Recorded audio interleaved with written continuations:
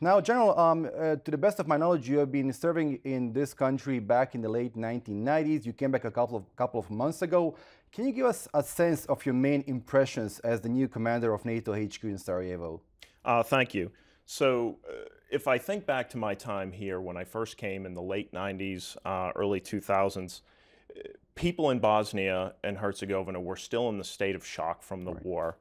But there was an underlying sense of hope that things were going to improve. To be blunt, I'm very concerned and I'm frustrated by the lack of progress we've seen since that time. I feel like we should be further along. However, I'm quite reassured by the armed forces of BiH and the leadership and their demonstrated commitment to their mission. And they've done it with limited resources, and they've just fought through the challenges. And so with that, I think the armed forces should serve as an example here in the country, as their ability to lead through some of the challenges that they've had. Sort of a success story. Certainly a success story. I think it can't be understated. The condition that the country was in and the fact that we took two militaries. And so the militaries were merged together, and there was consensus to do that, which is where that sense of hope came from. And so they were really the fundamental pillar of the multi-ethnic society here in BiH. And so I think we need to look to them and to see what they're doing and reflect that in other places. Right. Now, General, how is your headquarters contributing to security in this country, and what are the main activities carried out by your organization? So our main role at NATO headquarters Sarajevo and our primary mission is to advise and assist BiH authorities on defense and security sector reform. What does that mean? It's the changes at the higher levels that are needed to professionalize the military and also make it a resilient, capable, and interoperable force within the broader international community. We do this. There's a multitude of programs that we work. Some of the things that stand out are the planning and review process. And all of this is to ensure that the armed forces and security apparatus here in BiH are able to complete their mission effectively for the people of Bosnia and Herzegovina. Right. General, how would you describe the current political climate in Bosnia and Herzegovina, and what are the most pressing political issues this country faces today? I'll start with this. I can understand that elections can evoke passionate responses, but we need to be sure that our leaders are always constructive in everything they do. I really feel that political leaders in this country need to calm down.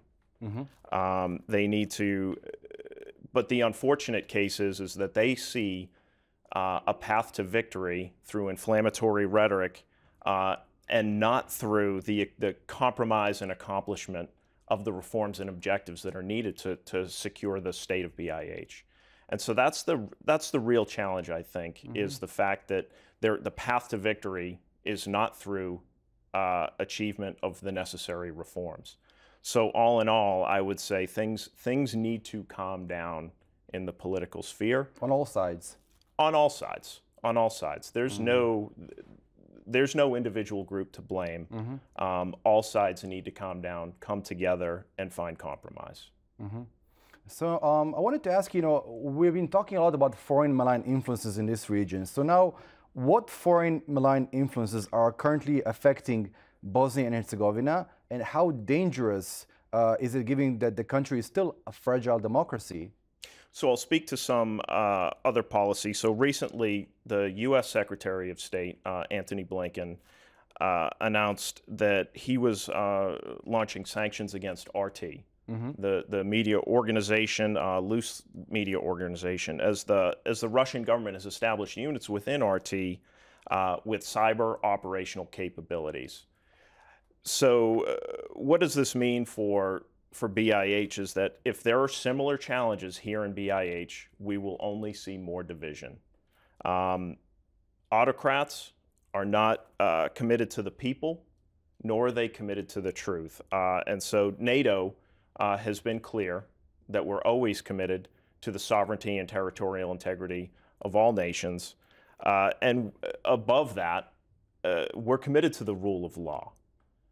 So these are the risks that I see from those foreign malign actors. That's a specific example. And so if I think of the challenges that it poses to the United States, what challenge does it pose to BiH?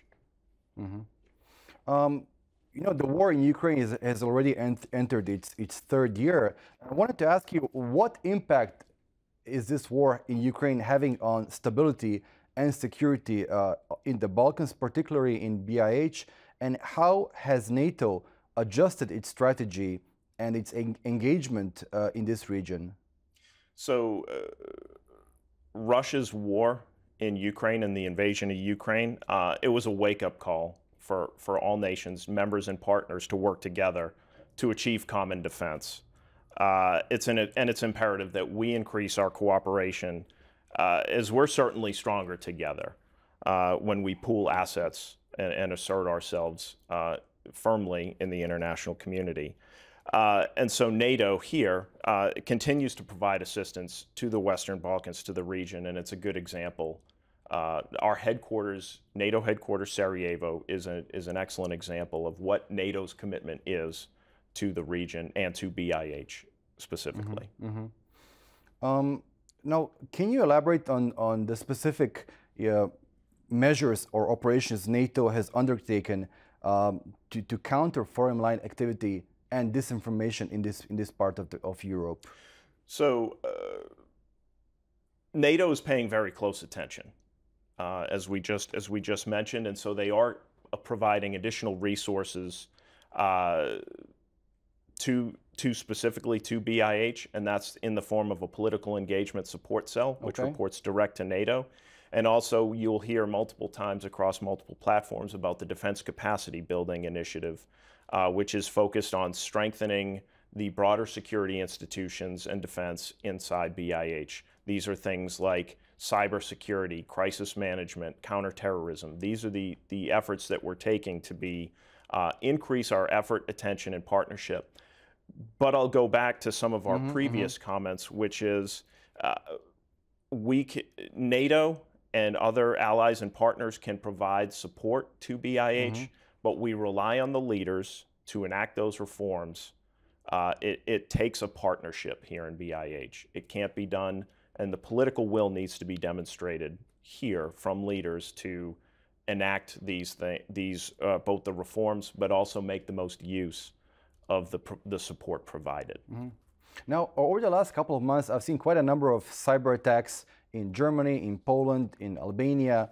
And I wanted to ask you, what are the main cybersecurity threats facing BiH today? And can NATO at least help the country by sending, military advisors to help in this domain? So I think that's a great point that you mention other countries, because the cyber environment is contested at all times. There's those that seek to degrade infrastructure. They want to steal intellectual property, and they want to impede the defense and security sector in all countries. NATO is already providing assistance to BiH in these terms. We mentioned the DCB program, but we've also, for years, we've been working towards this problem set, providing training and resources to support BiH's cyber defense initiatives. And I'm probably going to take a little bit of heat for this from my counterparts who live in the cyber defense world. But cyber defense, I always describe, it's the boring things that we do that are the most important. Exactly. And so it's people taking the correct proactive measures to secure their own devices. It's the other broader programs of defense. I think there's this impression that cyber is about what they see in the movies and at the point of impact of when an attack occurs. But that's already late, right? It's too late. Yeah. I see it more as though it's airport security. Nobody is excited, no regular citizen is excited about airport security. But if one terrorist is able to get through, it can cause massive disruption in the society. So I think it's about focusing on core tasks, the most boring things of defense. It's not about hacking or offensive operations or any of those types of things. It's about focusing on what the infrastructure is, that people are trained, and that we're prepared to resist any challenges. It only takes a malign actor, one clear shot for them to engage. Mm-hmm. Now, let me ask you a very blunt question. Is NATO membership earned, or is it a political decision, or is it granted? I would describe NATO membership starts in the country that is seeking accession into NATO. The key thing that they need to do is demonstrate both the capability and the willingness to support NATO values. No country, nobody will ever force membership upon another country. Mm-hmm. That decision starts with the country seeking accession. So I don't know if I would describe it as, or make it so binary in those terms. Mm-hmm. I would say that it starts in the country, they demonstrate their willingness and capability, and then they move forward from there with accession talks. Mm-hmm. Mm-hmm. But again, the core, nobody forces NATO membership. Right, right. But are you as NATO worried about Russian and Chinese disinformation campaigns in Bosnia? Are you worried about political subversion? Are you worried about economic coercion? And what exactly can you do as an alliance to counter these threats in a region, in a country which borders two NATO member states, Croatia and Montenegro? Yes.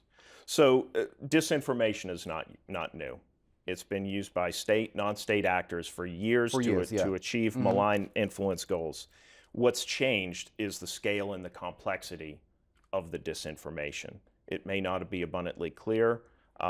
It's intended to not be clear that it's disinformation. It's presented as real information.